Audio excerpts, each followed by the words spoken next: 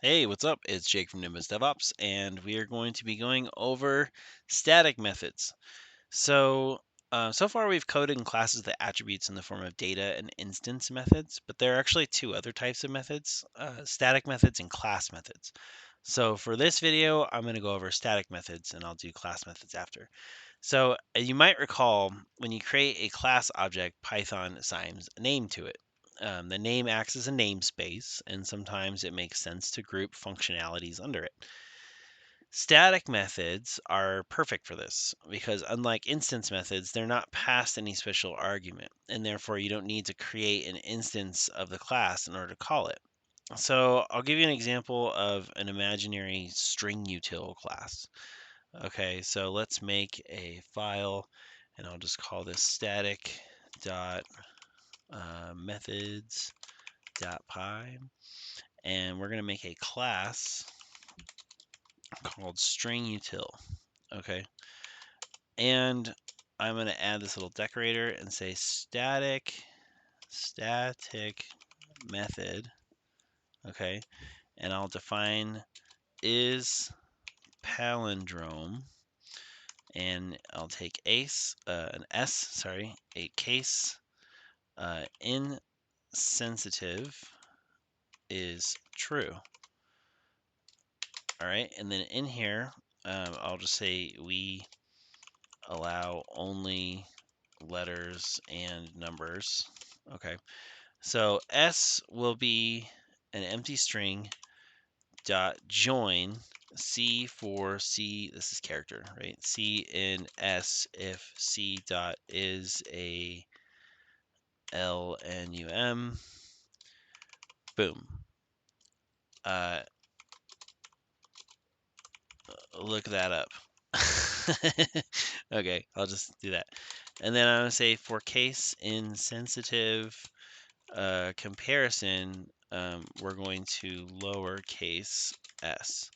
So we'll say if case insensitive, then s equals s dot lower. Okay, and then for c in range length s 2, then return false, and then return true. Oh wait, I need to do one more thing. I didn't really say what to do with this. If s at c does not equal s at negative c minus 1, then return false, and then outside return true. No, I want that there. Yeah, there we go. Okay, that'll work. All right, so then I have my static method, right? So then I'm going to do the static method again, static method, and say define get unique words, and I'll just grab a sentence.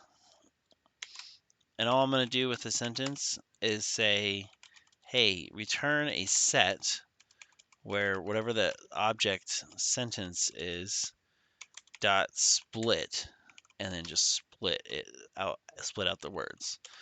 And then what we'll do is we will print string util dot is palindrome. Let's see, and I want to open parenthesis and then say radar, because that's a palindrome, right? Case insensitive equals false, because it is case sensitive. And then I'll do another print string util dot is palindrome, and I will say a nut for a jar of tuna. And then you're going to learn some palindromes today. And then we will print string util, and let's pass never, odd, or even. Okay, and then we will also print string util, and let's do like some Latin. In garum imus noct a consumere igni. There's some Latin for you. All right, so that looks good. Let's do one more. Print string util, and let's pass.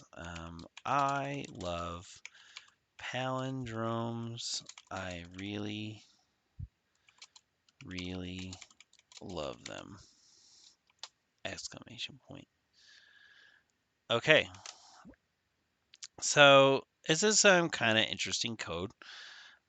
See if we can see the whole thing. Yeah, you can see the whole thing there. Okay, so first of all, you learn that static methods are created by simply applying the static method decorator to them. You can see that they aren't passed any special argument. So, apart from the decoration, they really just kind of look like a function. So we have a class string util that acts as a container for functions. Okay, and that container has an is palindrome and get unique words, right? Another approach would have been to separate module with functions inside. It's really a matter of preference. The logic inside is palindrome should be straightforward to understand, but just in case, what we're doing is we're removing all characters from S that are neither letters nor numbers. In order to do that, you have to use the join method of a string object, an empty string in this case, and by calling join on an empty string, the result is that all elements of the iterable you pass to join will be concatenated together. So we're making one string. So we feed join a generator expression that says to take any character from S if the character is either alphanumeric or a number.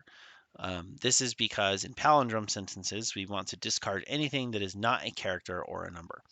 So we then lowercase s if case sensitive, insensitive is true, and then we proceed to check whether it is a palindrome. To do this, we compare the first and last characters, and then the second and the second to last characters, and so on.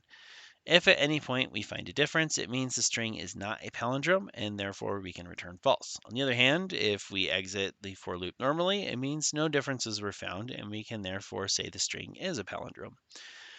So notice that this code works correctly regardless of the length of the string. That is, if the length is odd or even. The measure length s, len s, base 2 reaches half of s, and if s is an odd number of characters long, the middle one won't be checked. For instance, radar, the D is not checked. But we don't care. It wouldn't be compared to itself, so it's always passing that check anyway. And then the get unique words method is a little bit simpler. It just returns a set to which we feed a list with the words from a sentence, and the class set removes any duplication for us, so we don't need to do anything else. In this case, the string util class provides us with a nice container namespace for methods that are meant to work on strings. I could have coded a similar example with like a math util class with some static methods to work on numbers, but this is just something a little bit different. I haven't debugged this yet, so let's run it and see how broken it is. Static.methods. All right, so we've got false, true, and then never odd or even. String util takes no arguments. Let's see, what did I do this one?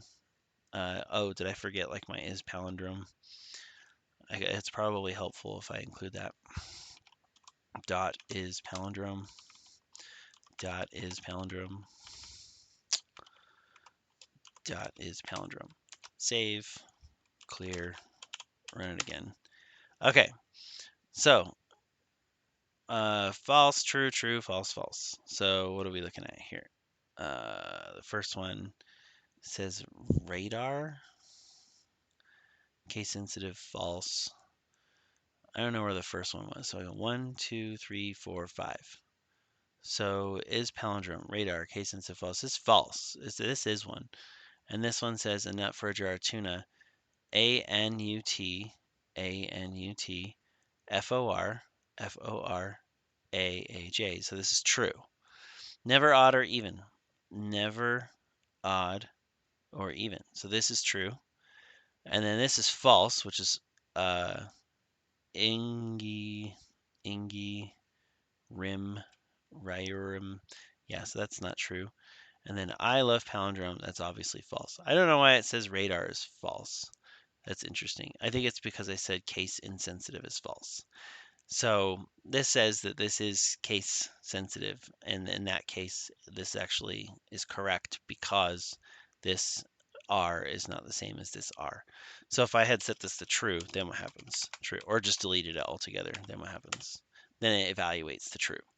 So that's just kind of showing you that you can change those things right inside right there, because I do have this set as say case insensitive equals true. So anyways, that is a static method, and hopefully that was a good illustration of that. If you have any questions, let me know, and if not, we'll move on to class methods.